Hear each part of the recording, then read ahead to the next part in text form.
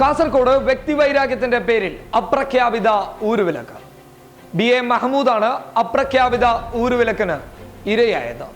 വ്യക്തിവൈരാഗ്യത്തിന്റെ പേരിലും സംഘടനയിൽ പ്രവർത്തിച്ചതുകൊണ്ടും BA മഹ്മൂദ് നേരിട്ടത് പറഞ്ഞറിയിക്കാനാവാത്ത യാതനകളാണ്.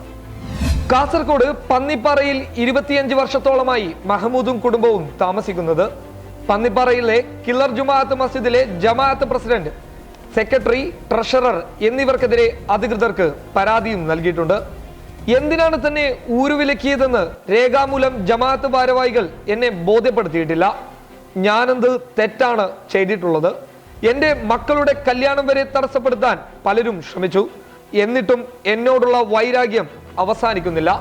ജനാധിപത്യ രാജ്യത്ത് മനുഷ്യന്റെ അവകാശങ്ങൾ ഇത്ര പരസ്യമായി നിന്ദിക്കപ്പെടുന്നത് കാസർഗോഡിന്റെ ചരിത്രത്തിൽ ഇത് ചിലപ്പോൾ ആദ്യമായിരിക്കാം. വടക്കേ ഇന്ത്യയിൽ കണ്ടുവരുന്ന മനുഷ്യത്വരഹിത നിലപാടുകൾക്ക് സാമ്യമാണ് ഈ അപ്രഖ്യാപിത ഊരുവിലക്ക്. പരാതിയുമായി പലരെയും സമീപിച്ചപ്പോൾ ജമാഅത്ത് ഭാരവാഹികൾ ഒഴിഞ്ഞു മാറുകയായിരുന്നു. വളരെ വിഷമത്തോടെയാണ് BA മഹ്മൂദ് പബ്ലിക് കേരളയെ സമീപിക്കുന്നത്. കാരണങ്ങളില്ലാതെ എന്നെ ജമാഅത്തിൽ നിന്ന് പുറത്താക്കി ഊരുവിലക്ക് പ്രഖ്യാപിച്ചിരിക്കുന്നു. പന്നിപ്പാറ ഖില്ലർ ജുമാ മസ്ജിദിൽ നിന്ന്. കാരണം ഒരു കാരണവും അവർ പറയുന്നില്ല. ഊരുവിലക്ക് പ്രഖ്യാപിച്ചു എന്ന് പ്രഖ്യാപിച്ചത് അവർ പറഞ്ഞത് മാത്രമല്ല, ശേഷം എൻ്റെ 30-ാം തീയതി എൻ്റെ മകൻ്റെ കല്യാണം ഉണ്ടായിരുന്നു. അവരവിടുന്ന് വരികയോ രജിസ്റ്റേർഡ് ആയിട്ട് വരുമോ നിക്കാഹ് ചെയ്യുമോ ഒന്നും ചെയ്തിട്ടില്ല.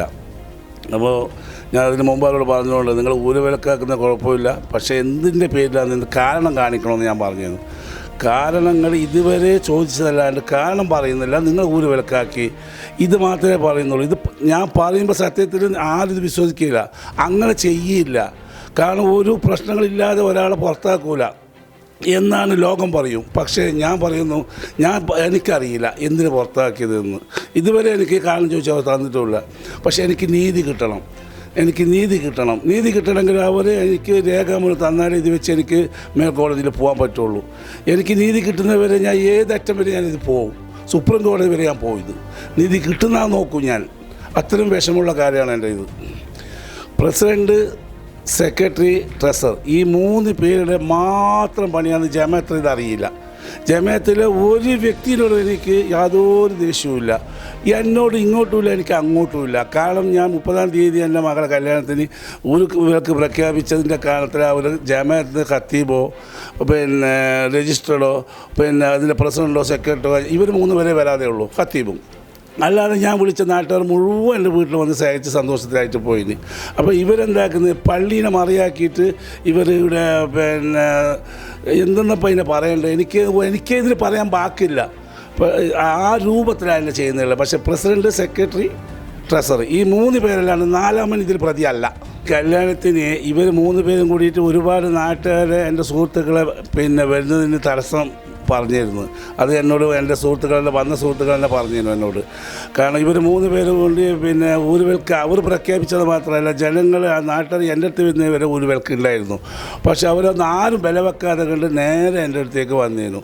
പക്ഷെ ഞാൻ ചോദിച്ചത് ഊരുവിലക്ക് എന്ന് വെച്ചാൽ എനിക്കത് അറിയണമെങ്കിൽ ഇത് ആദ്യം ജീവിതത്തിൽ ആദ്യമേ ഞാൻ കേൾക്കുന്നത്. ഈ ഊരുവിലക്ക് എന്ന് വെച്ചാൽ എന്തെന്ന് ചോദിച്ചപ്പോൾ, മരിച്ചാൽ ഖബർ സ്ഥാനത്ത് വെക്കൂല, നിക്കാഹ് കാര്യമായ കാര്യത്തിന് ഖത്തീബിനെ അവരെ വിടൂല, പിന്നെ മക്കളെ മദ്രസയിൽ പഠിപ്പിക്കൂല, പിന്നെ ഖത്തീബ് ഒരു കാരണത്താലും പിന്നെ ജമാഅത്തായിട്ട് ബന്ധമില്ല എന്നുള്ള രൂപത്തിലാണ് ഇതിൻ്റെ വിശദീകരണം, ഈ ഊരുവിലക്കിൻ്റെ വിശദീകരണം തന്നത്.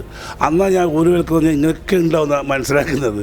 അപ്പോൾ അത്രക്കും പിന്നെ അവർ എന്നെ എന്തിൻ്റെ പേരിലെന്നുള്ളത് അറിയുന്നില്ല. പക്ഷെ എനിക്ക് തന്നേ പറ്റൂ. എനിക്ക് ഇതിൻ്റെ എന്ത് കാരണത്താണെന്നുള്ളത് എനിക്ക് റിക്കാർഡ് പറയാൻ തന്നേ പറ്റൂ. മമ്മൂ സാഹിബിൻ്റെ കാര്യത്തിൽ കമ്മിറ്റി, ജമാഅത്ത് കമ്മിറ്റി എല്ലാവരെയും കുറ്റപ്പെടുത്തുന്നില്ല. ജമാഅത്ത് കമ്മിറ്റിയിലെ ചില ആളുകൾ തീർത്തും മനുഷ്യത്വരഹിതമായ സമീപനമാണ് സ്വീകരിച്ചത്. പ്രത്യേകിച്ച് കേരള സമൂഹത്തിൽ, പരിഷ്കൃത സമൂഹത്തിൽ കേട്ടുകേൾവിയില്ലാത്ത ഒരു സംഭവമാണ് ഈ ഊരുവിലക്ക്.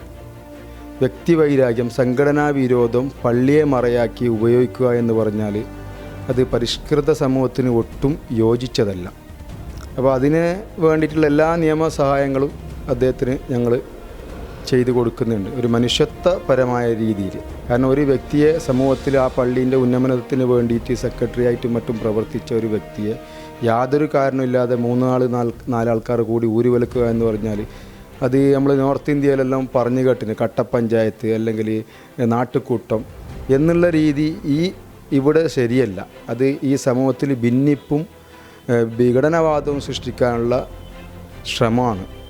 അപ്പോൾ അതിനുവേണ്ടി ഏതറ്റം വരെ അദ്ദേഹത്തിന് എവിടെയെല്ലാം നിയമത്തിൻ്റെ പരിധിയിൽ നിന്നുകൊണ്ട് ഏത് സ്ഥലങ്ങളെല്ലാം പോകാൻ പറ്റും അതെല്ലാം നമ്മൾ ചെയ്തു കൊടുക്കുന്നതാണ്.